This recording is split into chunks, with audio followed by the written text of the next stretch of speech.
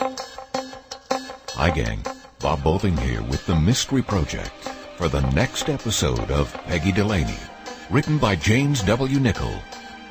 A painter apparently commits suicide by throwing himself in front of a subway train. Peggy, searching for the whys that led to the tragedy, uncovers disturbing inconsistencies among the people who knew him. Is it certain he jumped?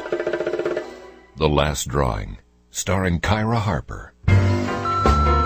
Hello there. You've reached Peggy Delaney, Toronto Tribune. If you have something confidential you want to pass on, just leave your name and number. The walls have ears. I'll get back to you. If you're calling to give me fulsome, unqualified praise for my columns, feel free now. If you're calling to scream at me, fascist, socialist, cop hater, cop lover, pro-lesbian, anti-lesbian, or anything else that strikes your fancy, go for it. After all, this is a quasi-democracy. Your toast is up.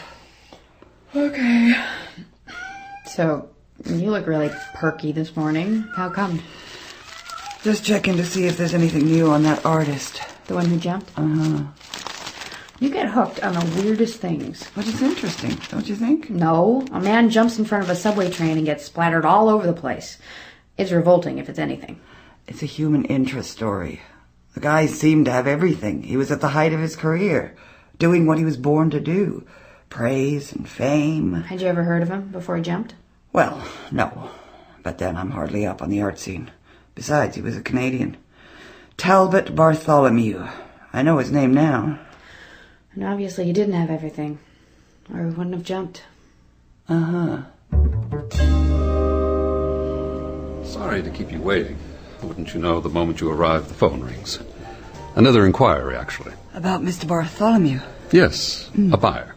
But I had to put him off. Why? The estate, of course. Everything is frozen until all this mess gets sorted out. Is it a mess? No, not really.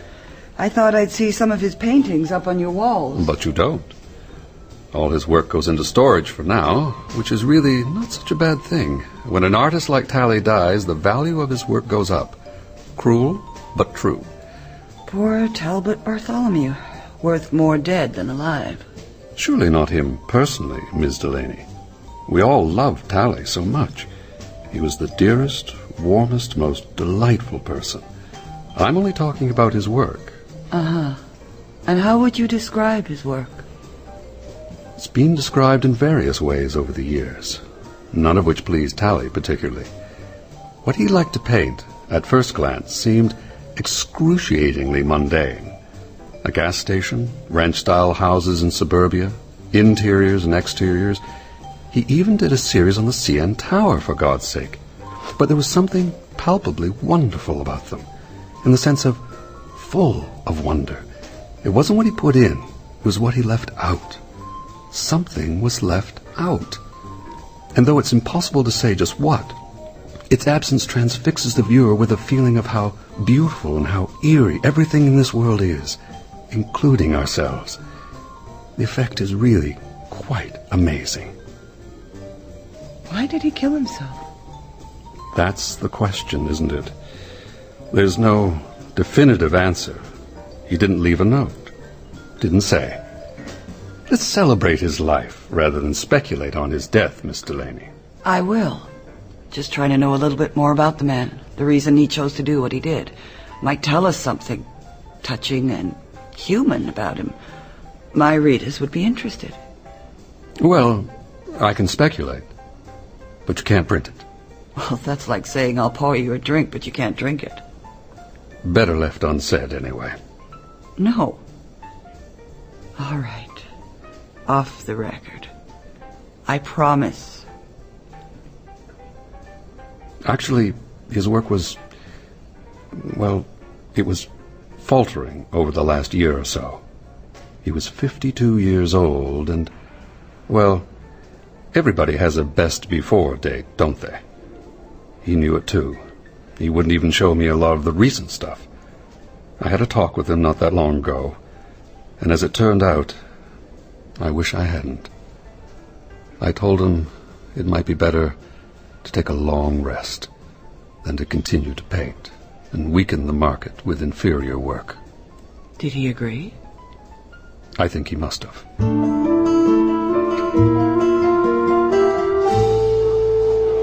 I've been thinking about us. Really? I've been thinking about us, too. Then you go first. Oh? You go first. Chicken.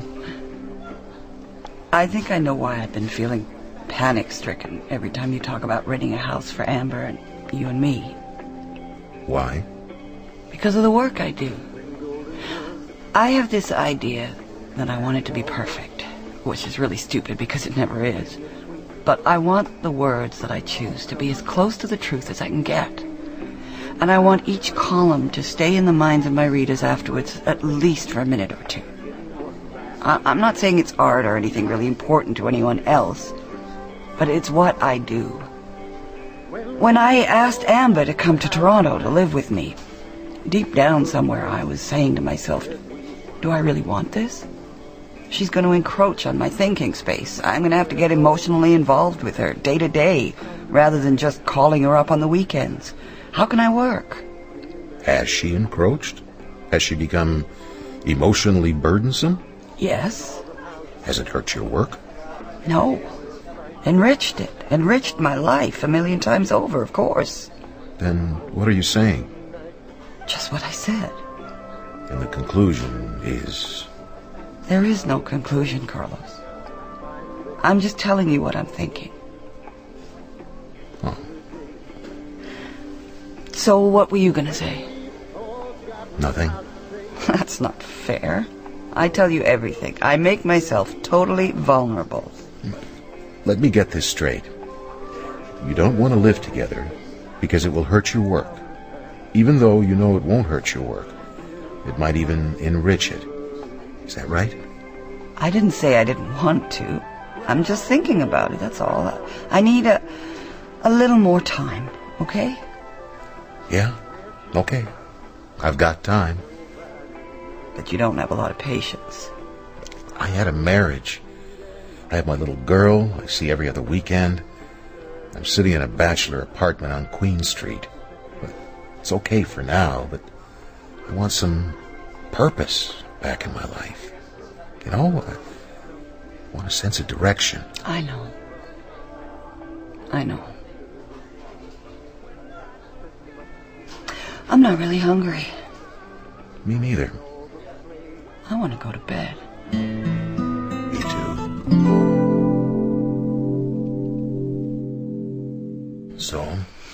So, you're interested in this artist, then? Uh-huh. Why? I don't know. I guess maybe people who are obsessed with their work at the cost of everything else interest me. Oh, yeah? He had this studio in Spadina. Lived there, too. He'd studied in Europe, came back with an Italian girlfriend. They had 2 children, then split up. Then he married an art student. They split up, too.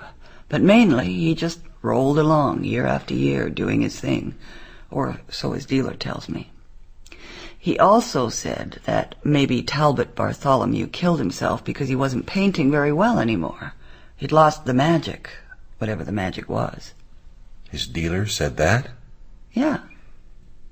That's interesting. Uh-huh. Why? Well, it's just... his file's in our department right now. Homicide? Yeah, we're looking at it. Oh, you're kidding. No, I am not. The guy jumped about 11:20 p.m. on a Wednesday night in Osgood Station, right? Right. Jumped from behind one of the pillars that run the length of the platform there, tracks on either side, right? I guess so. Oh, I know so.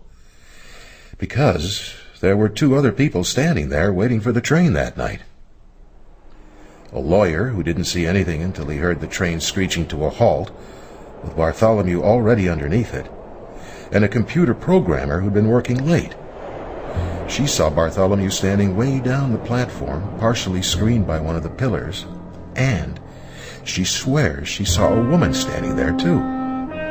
Trouble is, when the train came out of the tunnel, our witness was looking away, but she caught a flash out of the corner of her eye and turned in time to see Bartholomew bouncing off the front car. God. And the woman who'd been with him was standing on the very edge of the platform, the train whizzing by her face. Her eyes were drawn back to Bartholomew, naturally enough, and when she looked for that woman again, she disappeared. The driver of the train. What did he see? A split-second flash of a man in a long blue overcoat pitching out over the tracks in front of him, as if he'd been pushed. Did he see that woman? No. And no one's come forward either to say that they were with Talbot Bartholomew that night. That's terrifying. Yeah.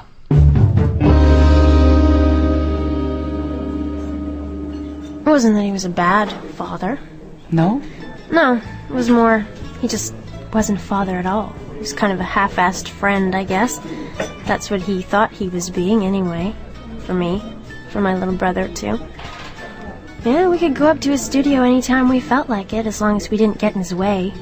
We'd drink and smoke up there, and he'd never say anything to Mom. Hell, he'd hardly even notice. Sketching, and painting, and reading, blabbing to his friends. One time, I guess I was about 12, I was up there with my boyfriend, fooling around under these canvas sheets piled up in a corner. He was finishing some huge painting, standing up on this ladder across the room. My boyfriend started getting carried away. You know, I was really having a lot of trouble keeping him off. And I was terrified my father might turn around and see. And I was staring over my boyfriend's shoulder at him, and he was staring at his canvas, his eyes riveted there, dabbing some black paint here, some there. I remember thinking to myself, even if I scream, he won't hear a thing. What did you do? I stuck my thumb in my boyfriend's eye. Sure you don't want a drink? No, thanks. Water and a smoke is fine. So, when did he and your mother separate? When I was 6, and my brother was 3. He kept screwing all these young girls, arty types. So my mother gave up on him. She married a man who owns a used bookstore on College Street, Dante's. He's great. He's my dad. Talbot Bartholomew was the sperm donor. You're still angry with him. Why wouldn't I be? I know you want me to say something nice about him for your profile in the paper. Let's see. He was an okay painter, I guess. He had nice hair. That's about it. The last time I saw him, about a month ago, I asked him out to dinner, which I paid for. That's how I'd get him to listen to me. I told him what a lousy dad he was for about the 100th time. He said I was absolutely right. I couldn't be more right for about the 100th time, too.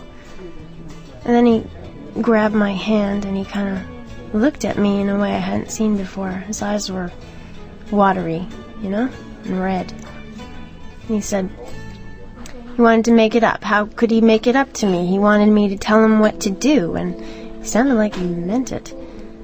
And I was so surprised I didn't really know what to say, so I said there was nothing he could do. In fact, I never wanted to see him again. A month later, he jumped. And I feel responsible, you know?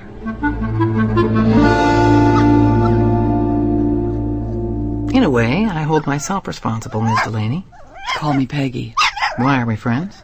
Shush, Alfred. No. Ms. Delaney always sounds like a schoolmarm to me, that's all. Tally was a great artist, Peggy. I'm pleased you're doing a column about him. I think he's the most important artist this country's developed since Michael Snow. Really? Yes. And I'm sure he'll be recognized for the major artist he is now that he's dead. Shut up, Alfred. I have a love-hate relationship with my dog. He won't do anything I tell him. Not unlike Tally. I'll just put him in the other room. God, he poops all over the house. But then he wiggles up on my lap and snuggles his sweet little nose against my neck, and I just melt. Not unlike Tally. Exactly like Tally. So, you met your husband where? At art college. He was supposed to be teaching a drawing class, but all he did was talk about the Blue Jays and flirt with the girls. I fell in love with him in about 10 minutes. It took 2 days to be invited back to his studio, and an additional 5 years to persuade him to go over to City Hall and get married, for the sake of my parents who live in Mississauga. He must have loved you very much to do that. Yes, he did. In kind of a completely oblivious way. He loved me to be there when he wanted me to be there, and to blend in with the wallpaper, not that we had any, when he didn't want me to be there. But you're not living in the studio. You're living here. That's very perceptive of you. And you said you felt responsible. Because I left him for good, about a year ago. And you think that Tally, being left alone and everything, that He was hopeless on his own, and he hated being alone. A couple of weeks ago, I finally called him and told him I wanted a divorce, which meant I wanted half of everything. Not only his savings, which actually amount to quite a considerable sum, but half of all his unsold work. Of course I wanted half. Why wouldn't I? He asked me to come back to him, as if a year was nothing. We could make it up. I said, not on your life, Tally. And then I called a lawyer. And you think? That I might as well have pushed him off that subway platform myself. Tally was a complete pack rat. Some of these charcoal sketches go back 20 years. Dust, mouse dirt, and I have to inventory all this. Well, like you said, everything he touched could be worth a lot of money now. And now that he's... Yes. There's some wonderful stuff behind that old easel, in the far corner over there. It'll give you some idea of what he was up to. It's his people sitting in living rooms watching television period.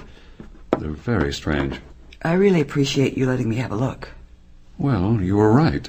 You need to see the artist's lair, where he worked and lived and dreamed, and suffered too, no doubt, to catch the spirit of the man. Besides, I was coming over here anyway. The spirit of the man, at first glance, seems to be messy. I couldn't agree more. What's all this about? They seem like streetscapes. Is that what you call them? And then... He painted over them. Great, desperate smears of paint. I know. They were some of his last work. The work I criticized. So he destroyed them. Oh. The great bleeding irony is they're probably valuable too now. Hello, Duncan. Sorry I'm late. Alfred upchucked on my Persian. Oh. Hi again? What's she doing here? She called me, Brittany, and asked to see some of Tally's work. I didn't think there was any harm. I'm just having a quick boo. Oh, I guess that's all right. You do know enough not to touch anything with your fingers, don't you? Yes. Good.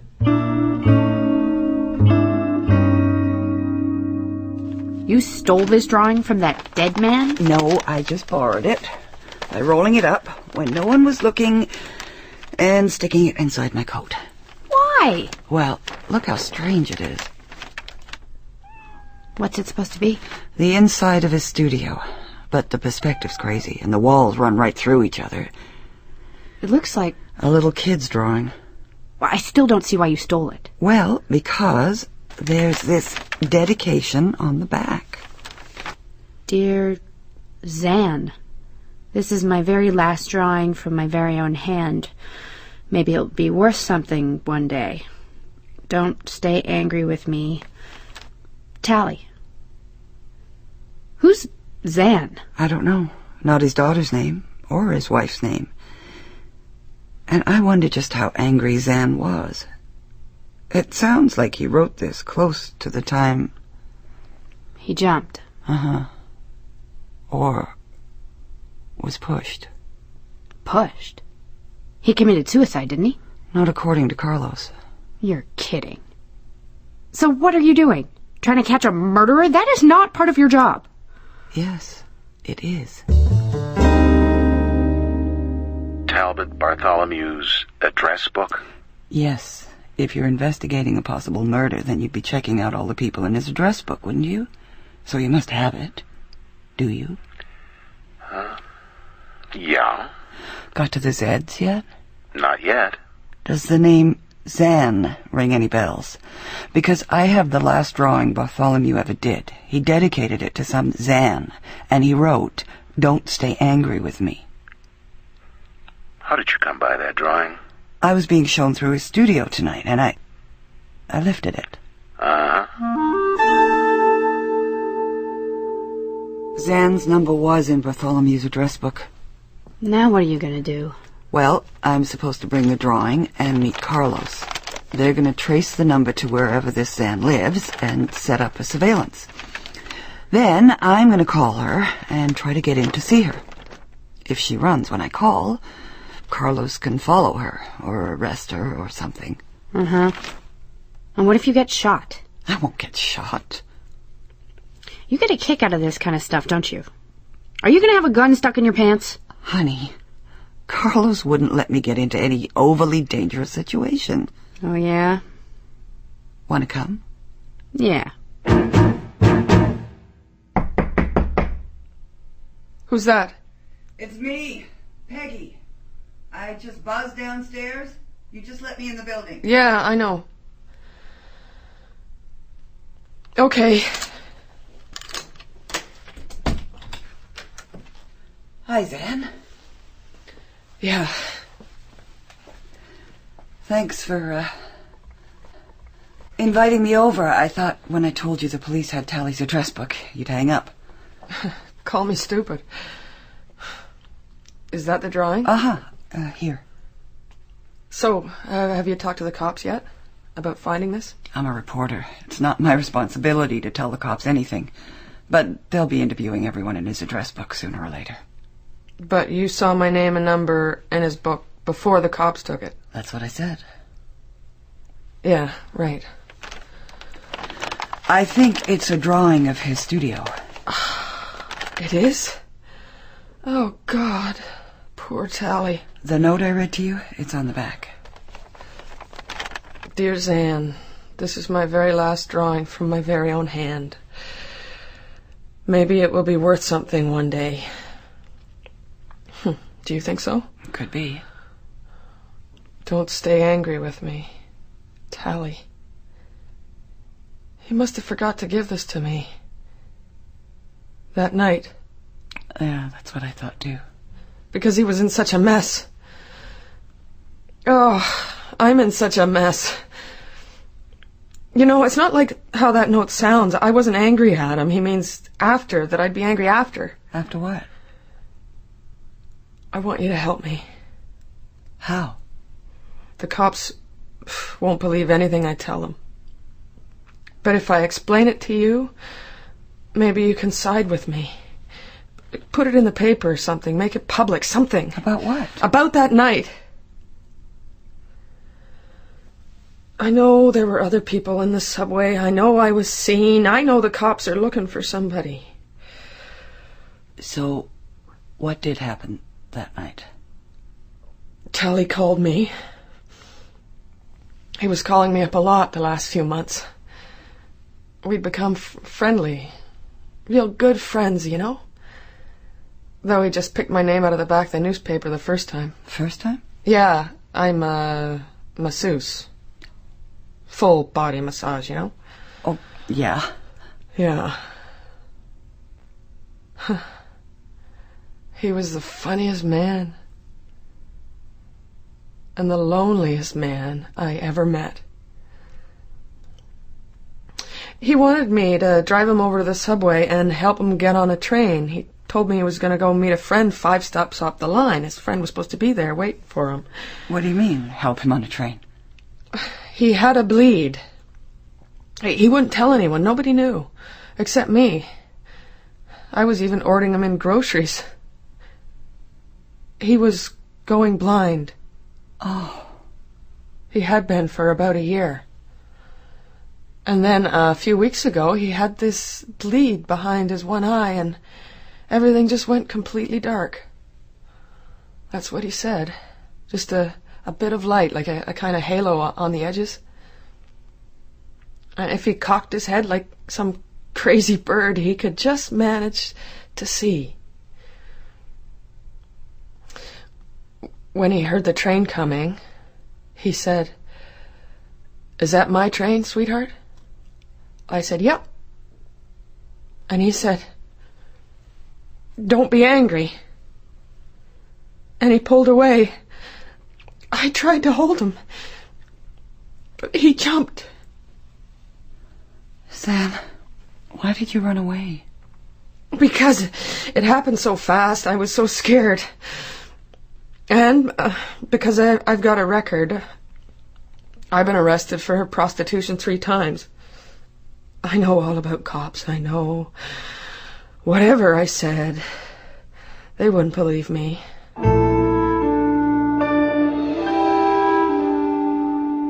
So, Carlos is going to check out the eye doctor that Bartholomew was going to. Uh-huh. With his confirmation and the fact that Zan had nothing to gain by his death, I think she's in the clear. Oh, here's your coffee. Thanks. Everybody felt so guilty. It's kind of funny. It is? Well, his dealer felt guilty for telling him his painting was going downhill. His daughter felt guilty because she'd said she didn't want to see him again. And his wife because she'd decided to divorce him. They thought, despite all the evidence to the contrary, he was deeply connected to them, that they'd driven him to suicide. And all the time, it was still all about him. His work, his art, his inability to do it anymore. That's all Tally Bartholomew was ever connected to. You know, it was kind of weird sitting in that police truck with Carlos and the other cops, listening to you and her talk over their radio. It felt like we were a long way away from you, too. Really? Huh. Remember what Zan said? That he was the loneliest man she'd ever met? Yeah? Well, sweetie, I'm right here.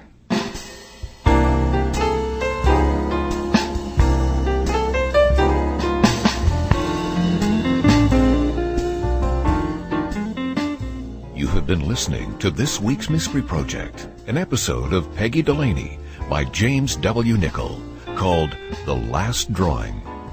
Heard in the cast today, Kyra Harper was Peggy, Caterina Scorsone was Amber, George Bouza was Carlos Szabo. With them were Chris Britton as Duncan, Robin Brule as Patsy, Victoria Snow as Brittany, and Brooke Johnson as Zan. The music was composed and conducted by Milan Kinlica and performed by Ray Parker, Kevin McKenzie, Rick Whitelaw, and Scott Alexander. The recording engineer was Greg DeClute, with sound effects by Matt Wilcott. The associate producer was Colleen Woods. Production and direction were by Bill Howell, the executive producer of the Mystery Project. Our coordinating producer is Barry Morgan. I'm Bob Boving, thanking you for listening and inviting your comments. See you next week.